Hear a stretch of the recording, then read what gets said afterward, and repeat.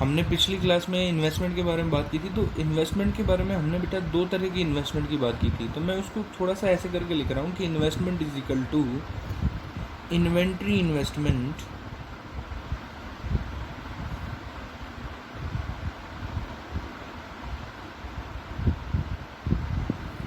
Plus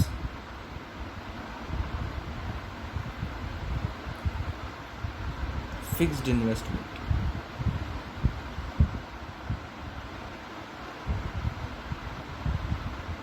क्योंकि दो type थे इन्वेस्टमेंट के, तो हम लोग इसको ऐसे लिख सकते हैं, investment is equal to inventory investment plus fixed investment. अच्छा, फिक्स्ड इन्वेस्टमेंट की अगर हम लोग बात करें बेटा, तो इसमें हम लोगों ने फिक्स्ड एसेट्स की बात की थी कि इसमें आती हैं आपकी फिक्स्ड एसेट्स।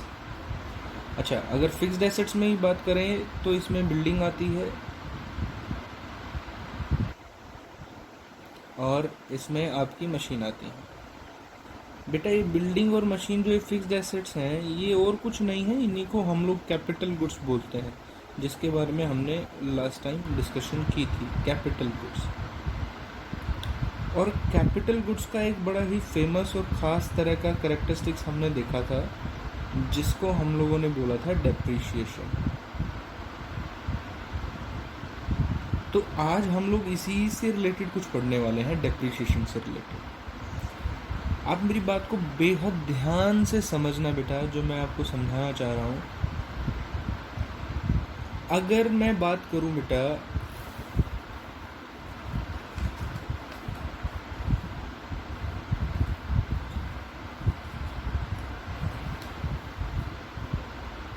इन्वेस्टमेंट में ही,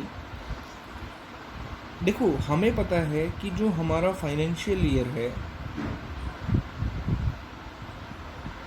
वो 1 अप्रैल को शुरू होता है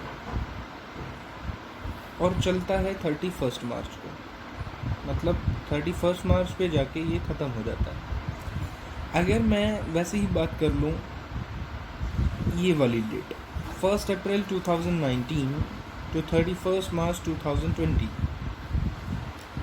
अगर मैं ये कहूँ बेटा कि मेरे पास इस डेट पे दो चीज़ें थी, बिल्डिंग और मशीन। बिल्डिंग सपोज आप मान सकते हो कि आपके पास 30 लाख की थी और मशीन जो थी वो आपके पास 20 लाख थी, तो इसका मतलब टोटल जो आपके पास थी वो थी 50 लाख। अब ये टोटल क्या है, ये और कुछ नहीं है बेटा, ये हमारी फिक्स्ड इन्वेस्टमेंट है।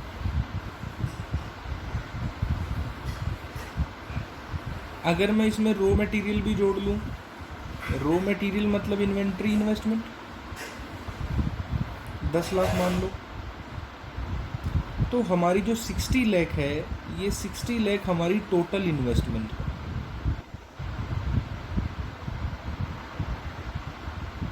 मैंने ऊपर आपको बताया बेटा कि इन्वेस्टमेंट, इन्वेंट्री और फिक्स दो तरह की होती है, तो फिर हमने उसी हिसाब से ये बनाया। अच्छा बेटा, पूरा साल जब 1 अप्रैल टू 31 मार्च जब इसको यूज़ किया गया होगा, तो इस पर डेप्रिसिएशन लगा होगा।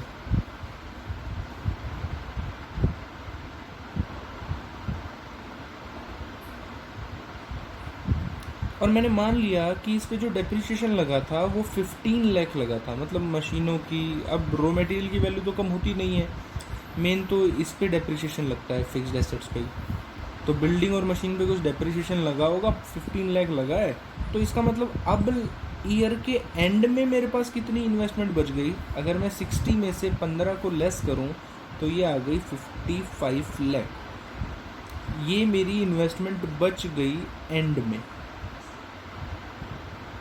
मैं इसको फिर से लिख रहा हूँ बेटा, 1 अप्रैल 2019 मेरे पास थी 60 लाख इन्वेस्टमेंट, ये हमारे पास इन्वेस्टमेंट है बेटा, और 31 मार्च 2020 हमारे पास है 45 लाख की इन्वेस्टमेंट।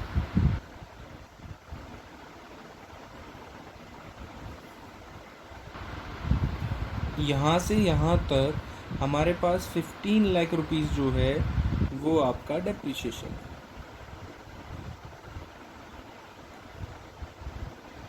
देखो बेटा, इधर भी एक ही वर्ड लिखा दिख रहा है इन्वेस्टमेंट, इधर भी एक ही वर्ड लिखा दिख रहा है इन्वेस्टमेंट, तो हमें पता नहीं चलेगा कि बिगिनिंग की कौन सी है। अगर मैं इन दोनों को एक साथ लिख दूं, इन्वेस्टमेंट इन्वेस्टमेंट, और बिना डेट के लिखूं, तो मुझे पता नहीं चलेगा कि कौन सी कब की है।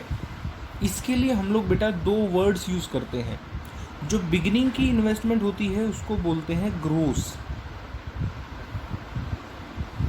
और उसके बाद जब डेप्रिसिएशन सब्ट्रैक्ट कर दिया जाता है उसके बाद जो बनती है उसको बोलते हैं नेट।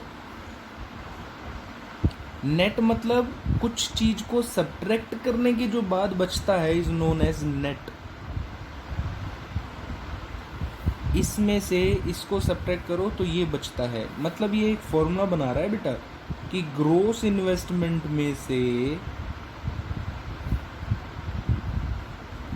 अगर आप डेप्रिसिएशन को सब्ट्रैक्ट कर दो तो आपके पास बच जाता है नेट इन्वेस्टमेंट। कहने का मतलब ये है बेटा कि एक बिजनेस हर साल ये चेक करेगा कि अभी उसके पास कितने रुपीस की एसेट हैं। तो ईयर के बिगिनिंग में 60 लाख की एसेट उसके पास थी, लेकिन ईयर एंड होने पे उसके पास सिर्फ 45 लाख की एसेट ही रह गई थी। उन एसेट्स को नेट बोला जाता है कि ये नेट एसेट है हमारे पास, नेट इन्वेस्टमेंट है हमारे पास। और ये स्टार्टिंग वाली जो होती है ये ग्रोस इन्वेस्टमेंट होती है कि भाई साहब ये ऐसी वैल्यू, सिंपल स्टेट है। चलिए अब इधर ध्यान से समझो बेटा, इस फॉर्मूले को मैं उल्टा करके भी लिख सकता हूँ। मैं इसको ऐसे भी लिख सकता हूँ कि इस डेप्रिसिएशन को उधर ले जाऊँ, इस डेप्रिसिएशन को मैं उधर ले जाऊँ और लिख सकता हूँ कि ग्रोस इन्वेस्टमेंट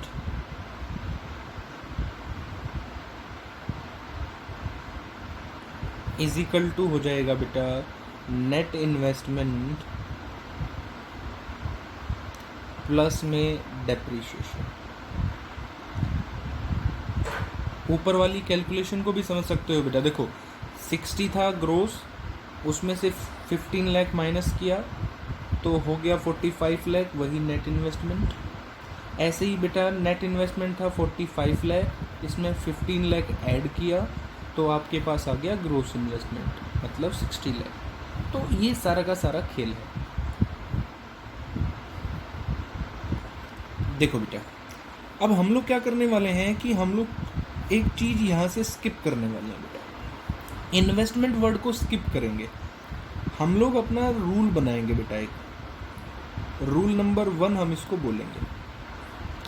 ये रूल ये कहता है बेटा कि अगर किसी इंसान को ग्रोस को अगर नेट में बदलना हो, देखो ये ग्रोस रहा और ये नेट रहा, अगर ग्रोस को नेट में चेंज करना हो तो एक अच्छा तरीका है कि सिर्फ माइनस कर लो डेप्रिसिएशन। अब बेटा ये फॉर्मूला मैं कैसे बोल पा रहा हूँ समझना, बस मैंने इन्वेस्टमेंट वर्ड को हटाया है। ग्रोस में से माइनस डेप्रिसिएशन हुआ तभी तो नेट बना था ना। तो ऐसे ही यहाँ भी उल्टा फॉर्मूला भी बन सकता है कि नेट में डेप्रिसिएशन को ऐड करो, नेट में डेप्रिसिएशन को ऐड करो,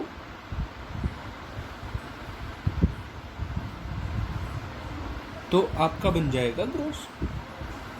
मतलब ये फॉर्मूले दोनों साइड चल रहे हैं बेटा, ग्रोस से नेट, नेट से ग्रोस। तो अब एक चीज और समझना बेटा, देखो ध्यान से। हम लोग ऑलरेडी एक कंटेंट के बारे में पढ़ चुके हैं जिसको नाम बहुत सुना है, डिटेल में अब जानेंगे इसके बारे में।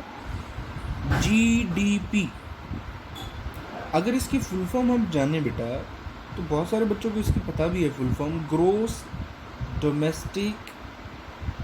बच्चे इसको प्रोडक्शन बोल देते हैं, लेकिन ये प्रोडक्शन नहीं है बेटा, प्रोडक्ट। बात प्रोडक्शन ही होती है लेकिन लिखते प्रोडक्ट। तो देखो ये वर्ड आ गया बेटा, आई होप कि ये मैच हो गया। देखो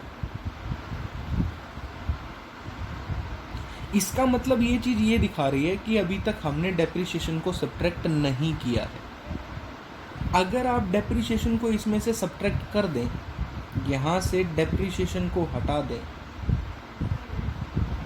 तो आपका ये जी नहीं रहेगा बेटा, फिर यहाँ पे एन आएगा, और जो कंटेंट बनेगा उसको हम लोग बोलेंगे नेट डोमेस्टिक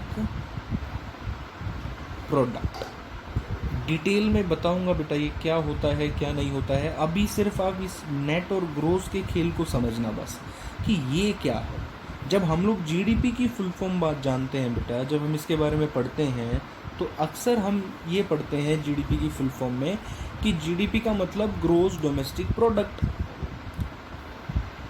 तो ग्रोस जो है इसको अगर मुझे नेट में बदलना होता, यहाँ पे कोई चीज़ कैलकुलेट हुई है बेटा जिसमें डेप्रिसिएशन को अभी सब्ट्रैक्ट नहीं किया गया है, तो अगर मुझे इसको नेट में बदलना होता तो मैं सब्ट्रैक्ट कर लेता डेप्रिसिएशन, तो वो बन जाता नेट डोमेस्टिक प्रोडक्ट, और उसको शॉर्ट फॉर्म में मैं इस को एन लिख दूंगा, और बाकी डीपी तो आप समझ ही रहे हैं, डोमेस्टिक प्रोडक्ट।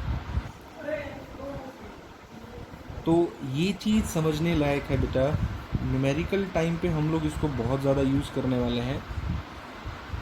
तो